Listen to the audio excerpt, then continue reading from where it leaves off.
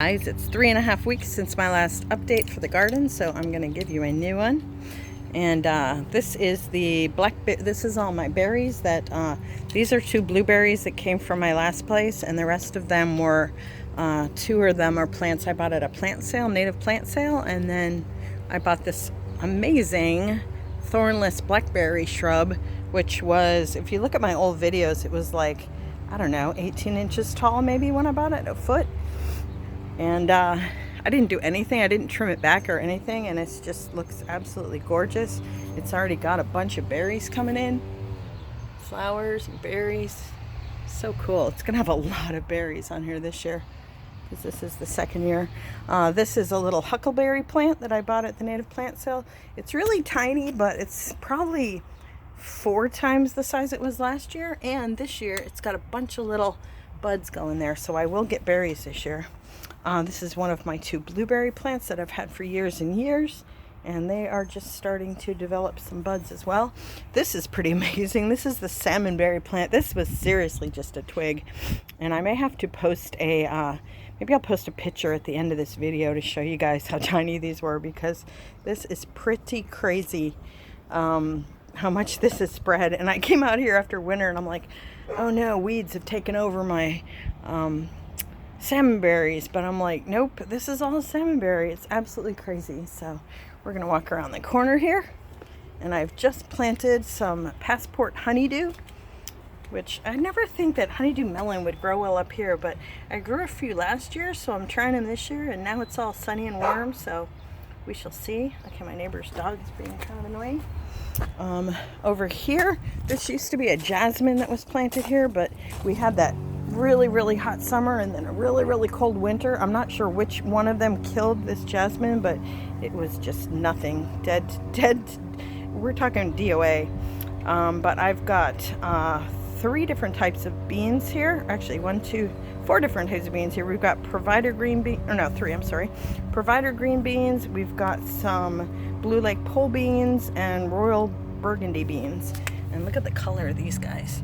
Gonna be really pretty. They're pretty much the color of my magenta hair. So yeah, so this will be a really cool bean trellis.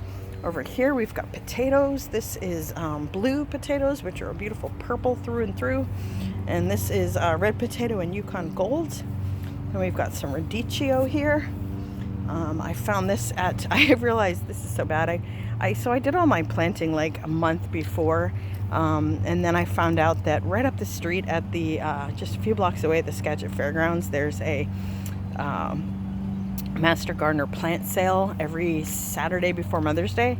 And so I went there, and pretty much I had everything. So all I bought was like that one little magenta bean and then this Brussels sprouts. And I'm like, okay, next year I'm gonna wait, because all these plants were cheaper than what I paid at stores for them, and they were also taller and more grown than the ones that I've had in the ground for a month since it's been so cold. So that was kind of a bummer, but at least I know now.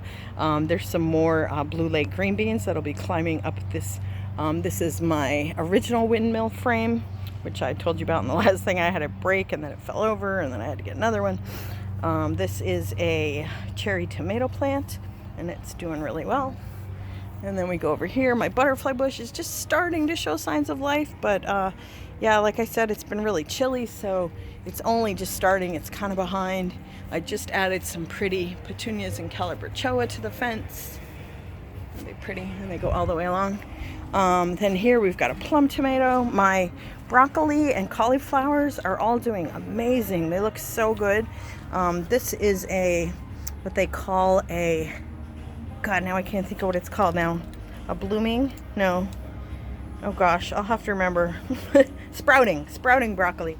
And this is called Rudolph, and it's actually a purple broccoli, so that's going to be really cool.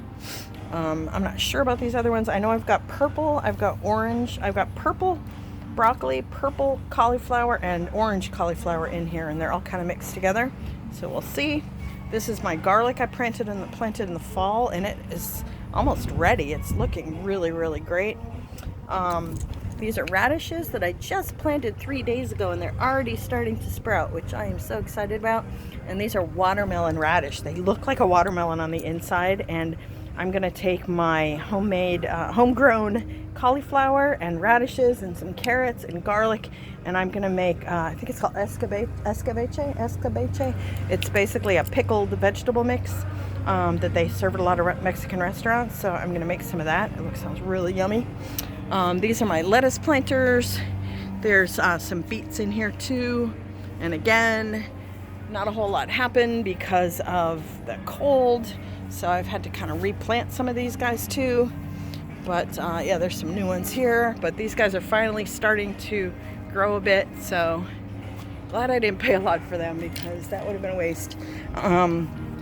This is another, this is the replacement windmill, part of it at least, tower, so I used it for a bean trellis. Ooh, these guys, I swear to God, just in the last like 2 days, they were down here and now they're up here. So these are sugar snap peas, and then I've got some royal burgundy, I think these are.